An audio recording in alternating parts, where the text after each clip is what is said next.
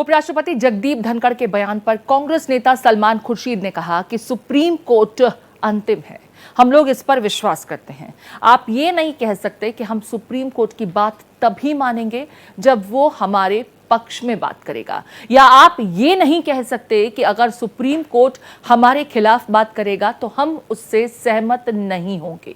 अगर supreme court ने कोई फैसला लिया है तो आपको उससे सहमत होना ही होगा, चाहे वो आपके पक्ष में हो या खिलाफ। सुप्रीम कोर्ट जो है वो फाइनल है, सुप्रीम कोर्ट को हम मानते हैं। आप ये नहीं कह सकते कि सुप्रीम कोर्ट जब हमारे हित की बात करेगा तब हम स्वीकार करेंगे, और जो हमारे खिलाफ जाएगा तो हम उसको नकार देंगे। ये नहीं आप कह सकते हैं। सुप्रीम कोर्ट का अगर फैसला है, आपके हित में हो या आपके अहित में हो, उस फैसले को मानना है। हम लोग सुप्रीम कोर्ट में विश्वास रखते हैं, हम सुप्रीम कोर्ट में मानते हैं। मेरे साथ सहयोगी रमेश जुड़ गए हैं। रमेश का रुख करते हैं, समझने की कोशिश करते हैं कि जुडिशरी पर प्रश्न चिन्ह आज के समय में इतना तार्किक हो चुका है क्या कि हम जुडिशरी पर लगातार क्वेश्चन करें और फिर शायद उसके अधिकार क्षेत्र को सीमित करने की चर्चा तेज हो। रमेश, 142 अनुच्छेद का जिक्र करते हुए उन्होंने जुडिशरी को अब रिस्ट्रिक्टेड करने की भी बात कह दी कि आप राष्ट्रपति को तो इंस्ट्रक्ट नहीं कर सकते, निर्देश नहीं दे सकते। ठीक है, ये बात तार्किक समझ में आती है, लेकिन फिर ये कहना कि जुडिशरी हर मामले में हस्तक्षेप कर रहा है और उसके पास ये अधिकार है, ये एक न्यूक्लियर वेपन है, क्योंकि संविधान में ही अनुच्छेद 142 का जिक्र है, संविधान में ही अनुच्छेद 145 के सेक्शन 3 का भी जिक्र है। दोनों का ही हवाला उपराष्ट्रपति जगदीप धनखड़ देते नजर आए।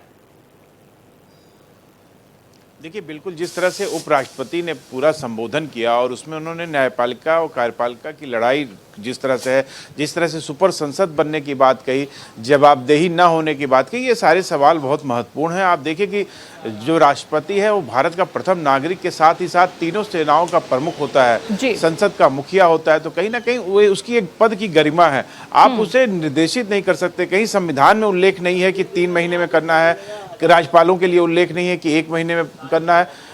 जो सर्वोच्च न्यायालय है वो सिर्फ व्याख्या कर सकती है संविधान की। अगर कहीं कोई चीज़ आया, कोई कानून बना कि वो सही है कि गलत है, वो कानून बना नहीं सकती है, वो कोई रीराइट नहीं कर सकती है कि अब आपको 1 महीने में इसको पारित करना होगा, आपको 3 महीने में। ये काम सर्वोच्च न्यायालय का नहीं है, ये काम संसद का है और संसद उस पर कानून बनाती है। संसद वो सिर्फ व्याख्या कर सकते हैं कि ये संविधान के हित में है, संविधान है कि नहीं है, सही है कि गलत है। ये सर्वोच्च न्यायालय का काम है। सर्वोच्च न्यायालय का काम आदेश देना नहीं है कि आप 3 महीने में करेंगे कि 1 महीने में करेंगे। ये एक बड़ा सवाल उठाया है, जिस तरह से लगातार टकराव बनता रहा है। 142 बहुत महत्वपूर्ण है। तमाम मुद्दों पे 142 के माध्यम से सर्वोच्च न्यायालय अपने दिशा निर्देश देता है और वो लोकतंत्र के लिए भी जरूरी है। 142 उससे कोई नकार नहीं सकता, पर आप किसी को आदेशित नहीं कर सकते, आप संविधान लिख नहीं सकते हैं। सर्वोच्च न्यायालय को संविधान लिखने का अधिकार नहीं है।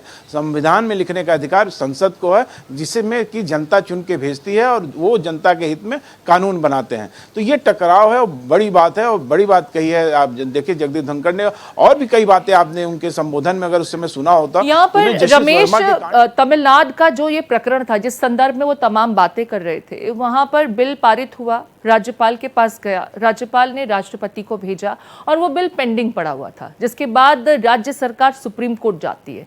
और इस संदर्भ में क्लैरिटी होनी चाहिए, एक समय सीमा तय होनी चाहिए, इस संदर्भ में अपील की जाती है। क्योंकि अगर कोई बिल पारित हो रहा है तो लोकतंत्र के ही चुने हुए वो चेहरे सदन में होते हैं और तब कोई बिल सामने आता है। अगर हम वक्फ कानून की बात करते हैं, जो कहते हैं कि जनता के हितों में है, अगर लोकसभा और राज्यसभा में उसे पारित किया गया और अगर उसे लंबित कर दिया जाए तो वो बिल कानून का शक्ल अख्तियार नहीं कर सकता।